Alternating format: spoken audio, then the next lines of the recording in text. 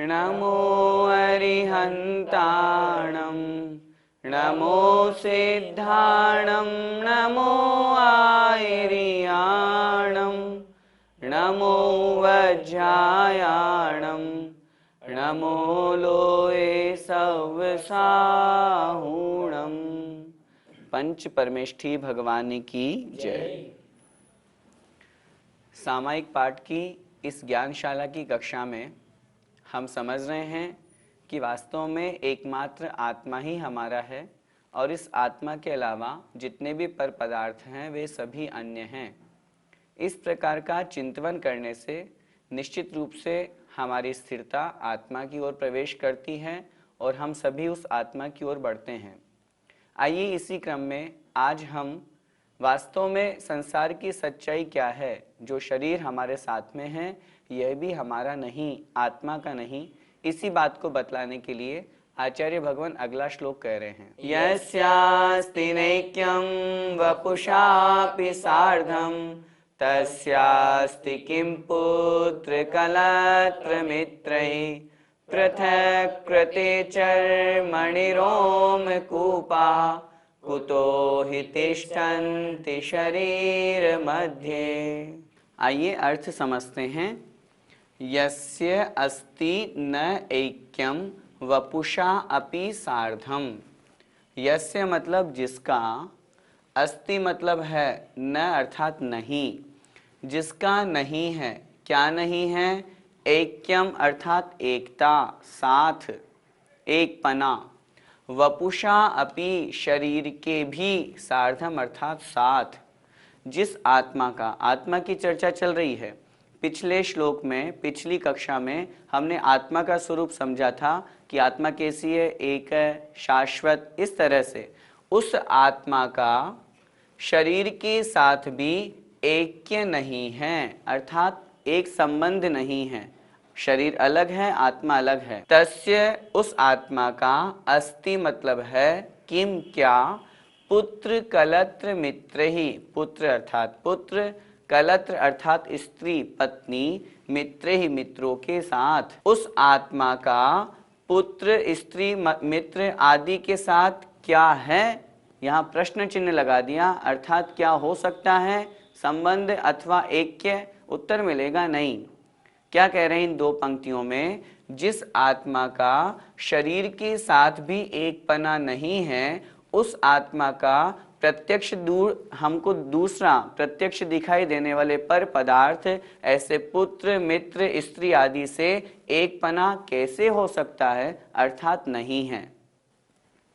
पृथक कृते चर्मणि रोमकूपाः। कितना अच्छा उदाहरण आचार्य भगवान ने यहाँ प्रस्तुत किया। पृथक कृते, पृथक अर्थात अलग, पृथक कर देने पर, अलग कर देने पर, किसके? चर्मणि अर्थात चर्म के, चमड़ी के, चमड़ी के अलग कर देने पर रोमकूपाः, रोम जो छिद्र हैं, रोम छिद्र हैं, वे कुतो कैसे ही मतलब निश्चित रूप से, तिष्ठन्ति अर्थात ठहरते हैं, रहते हैं, शरीर मध्य शरीर में। अर्थात यदि शरीर में से चमड़ी को अलग कर दिया जाए तो फिर रोम छिद्र कैसे रह सकते हैं? अर्थात नहीं रह सकते। जब चमड़ी ही अलग हो गई तो फिर रोम छिद्र तो हो ही नहीं सकते, साथ में कैसे रह सकते हैं शरीर के? इसी प्रकार जिस प्रकार चर्म दूर होने पर, अर्थात चमड़ी के दूर होने पर रोम छिद्र उस शरीर के साथ में नहीं रह सकते, उसी प्रकार जिस आत्मा का शरीर के साथ में भी कोई एकता नहीं है, कोई एकपना नहीं है, कोई संबंध नहीं है, तो फिर अन्य स्त्री पुत्र जो अन्य पर पदार्थ दिखाई दे रहे हैं, इनके साथ में इस शरीर का संबंध एकपना कैसे हो सकता है, इसी बात को यहाँ पर कथन किया गया है। पंडित जी, शरीर तो हमारा ही है, पर ये अलग कैसे हो सकता है? आपने कहा शरीर हमारा है, हमारे की क्या परिभाषा? आत्मा, आत्मा का लक्षण है ज्ञान दर्शन चेतना से युक्त होना। क्या ज्ञान दर्शन चेतना के अंतर्गत शरीर आता है? यदि शरीर हमारा होता तो फिर जो शरीर अभी हमें मिला है यही भव भवांतरों में हमेशा हमारे साथ में रहता।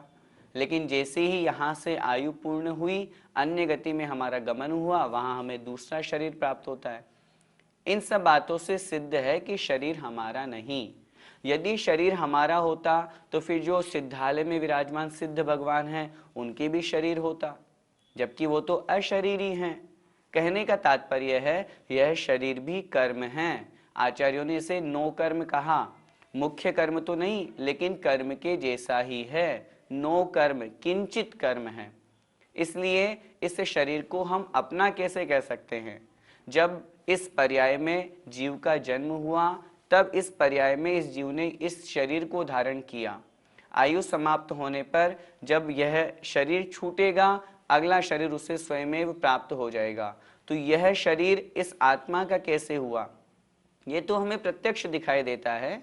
किसी का मरण हो जाता है, वह शरीर यहीं पड़ा रह जाता है और आत्मा निकल जाती है। तो ये प्रत्यक्ष हमें अपनी आंखों से दिखाई दे रहा है, तो फिर हम शरीर को अपना कैसे मान लें? इतना अवश्य है, जो मूढ़ मिथ्या दृष्टि होते हैं, इसी कारण से संसार में परिभ्रमण करते हैं, वे शरीर को ही आत्मा मानते हैं और आत्मा को ही शरीर मानते हैं। दोनों को अलग अलग नहीं मानते। और इसीलिए किंचित मात्र थोड़ा सा भी यदि शरीर को कष्ट होता है तो वे बड़े दुखी हो जाते हैं, अपने आप में बड़े उद्वेलित, उद्विग्न, व्याकुल हो जाते हैं। जबकि वास्तव में यह शरीर हमारा है ही नहीं, तो फिर हम उद्विग्न और व्याकुल क्यों हों? इसलिए आत्मा की हम चिंता करें, शरीर की नहीं। शरीर तो हमारा नहीं है, बल्कि आत्मा हमारी है। उस आत्मा के गुण धर्म को पहचान कर उसे बढ़ाने का हम प्रयास करें। शरीर से चर्म दूर होने से क्या तात्पर्य है? यहाँ आचार्य भगवान ने उदाहरण के माध्यम से हमको समझाया है कि जिस प्रकार शरीर से चर्म, अर्थात ये ऊपर जो पतली सी स्किन है, चमड़ी है, यह यदि दूर हो जाए तो इस चमड़ी के, इस चर्म के माध्यम से अथवा आश्रय से जो छोटे छोटे छिद्र, जिसे हम रोम छिद्र कहते हैं, वो जो रहते हैं, उनका अस्तित्व कैसे रहेगा? अर्थात इस चमड़ी के दूर हो जाने पर जिस प्रकार उन रोम छिद्रों का कोई अस्तित्व नहीं है, ठीक उसी प्रकार जब यह शरीर जो हमारे साथ में है, जन्म से हमारे साथ में था, मृत्यु तक हमारे साथ में रहेगा, छूट जाएगा, जब यह शरीर ही हमारा नहीं है, इस आत्मा का नहीं है, तो जो प्रत्यक्ष पर पदार्थ दिखाई दे रहे हैं, स्त्री है, पुत्र है, मकान है, जमीन जायदाद है, ये हमारे अपने कैसे हो सकते हैं? इसलिए आचार्य भगवान को यहाँ पर यह उदाहरण लिखना पड़ा कि चमड़ी के दूर होने पर वे रोम छिद्र जिस प्रकार नहीं रहते, उसी प्रकार शरीर ही हमारा नहीं है तो अन्य स्त्री पुत्र आदि हमारे कैसे हो सकते हैं? और वास्तव में देखें तो ये सारे के सारे जो पर पदार्थ जिनसे हम मोह करते हैं, जिनसे हम राग करते हैं, जिनके प्रति आकर्षित होते हैं, ऐसे चाहे वह स्त्री हो, चाहे पुत्र हो, चाहे मित्र हो, चाहे हमारे रिश्तेदार हों, ये जो चेतन परिग्रह है अथवा इनके अलावा जो अचेतन परिग्रह कहा गया है, रुपया, पैसा, जमीन जायदाद, जिन्हें हम अपना कहते हैं, ये सब व्यर्थ हैं। छेड़ाला में पंडित दौलत राम जी ने लिखा, सुतदारा होय न सीरी, सब स्वार्थ के हैं भीरी। कितनी अच्छी पंक्तियां हैं। ये सब पुत्र, स्त्री, मित्र आदि ये सब हमारे पास इसलिए हैं क्योंकि इनका कोई ना कोई स्वार्थ हमसे जुड़ा हुआ है। जब तक इनका काम बन रहा है तब तक ही हमसे प्रेम और स्नेह करते हैं, काम खत्म हुआ तो छोड़ करके चले जाते हैं। भावना में भी तो हम पढ़ते हैं, कमला चलत न पेड़ जाय, मरघट तक परिवारा, अपने अपने सुख को रोवे पिता पुत्र दारा। यह संसार की वास्तविकता है। हकीकत तो यही है, चाहे स्त्री हो, चाहे पुत्र हो, चाहे पिता हो या हमारे परिवारीजन हो, ये सब हमसे पर हैं। किंचित समय के लिए हमें ये संयोग में मिले हैं। और तो और जिस स्त्री से हम इतना प्रेम करते हैं, मरणोपरांत वो घर से एक कदम भी आगे नहीं जाती। और परिवारीजन जितने हैं वो ज़्यादा से ज़्यादा श्मशान घाट तक वहाँ जा कर के हमारा संस्कार करके वापस लौट आते हैं और 2-3 दिनों में ही अपने पूर्ववत जैसी ज़िंदगी चल रही थी वैसी ज़िंदगी चलाते हैं। तो इन सब परिवारीजनों से स्नेह कम करने के लिए, मोह कम करने के लिए आचार्य भगवान यहाँ पर यही कथन कर रहे हैं, ज्यों मेले में पंथी जन मिल नेह फिरे धरते, ज्यों तरवर पे रेन बसेरा पंछी आ करते। जिस प्रकार एक वृक्ष पर कुछ पक्षी आकर के रात्रि विश्राम करते हैं और प्रातःकाल अपने अपने कार्य से वहाँ से उड़ जाते हैं, जिस प्रकार एक मेले में बहुत से राहगीर मिलते हैं और मिलने के बाद बिछड़ जाते हैं, ठीक उसी प्रकार हमारा और आपका संयोग है, इस परिवार का संयोग है।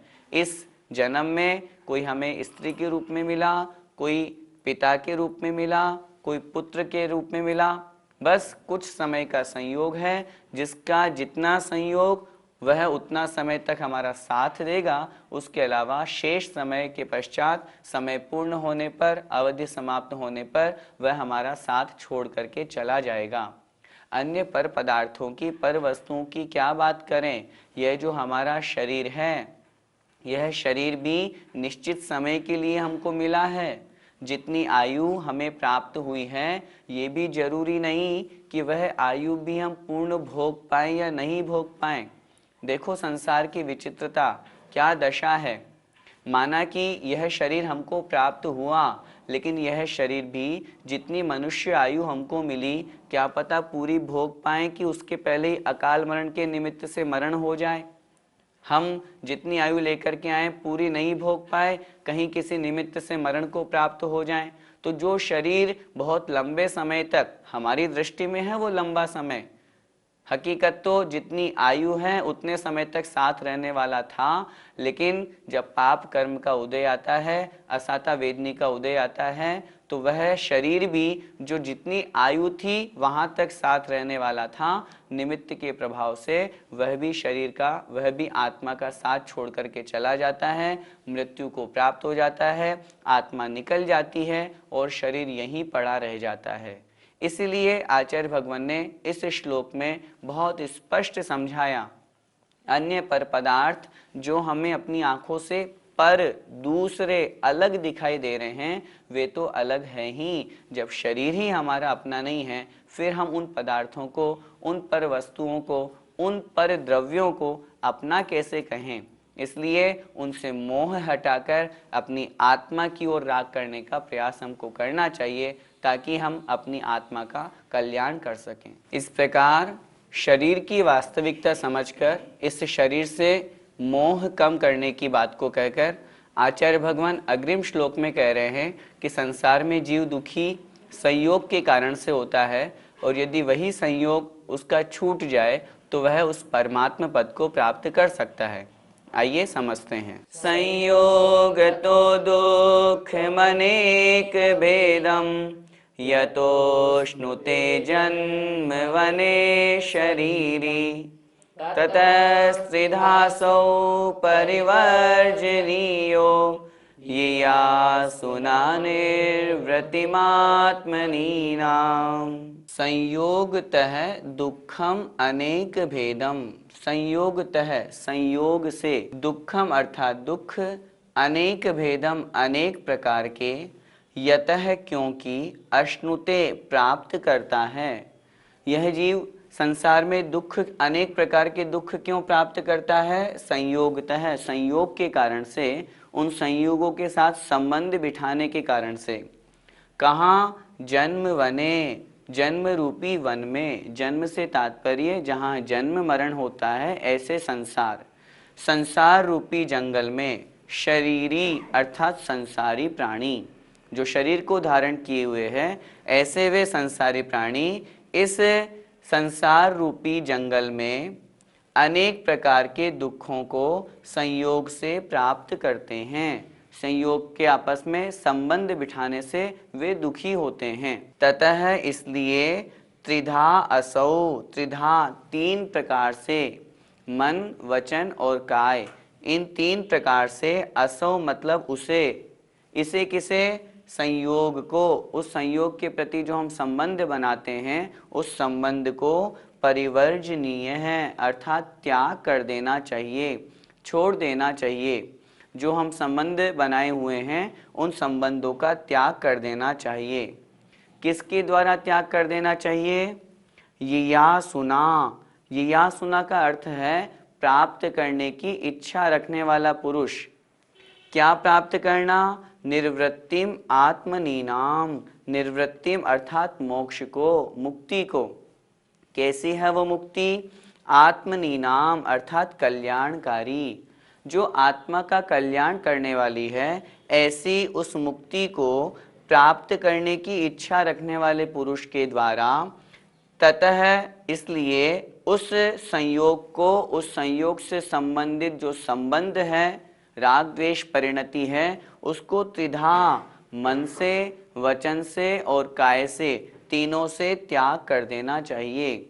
जब तक वह संयोगों के साथ संबंध रहेगा तब तक वह जीव संसार में परिभ्रमण करता रहेगा, और जैसे ही वह संयोग, वह संबंध छूटा, तीनों प्रकार से, सिर्फ शरीर से संबंध नहीं छोड़ना, वचन से भी और मन से भी, तीनों प्रकार से, तीनों योगों से जब वो संबंध छूट जाएगा तो वह जीव निश्चित रूप से उस परम लक्ष्मी पद को, मोक्ष पद को प्राप्त करेगा ही करेगा।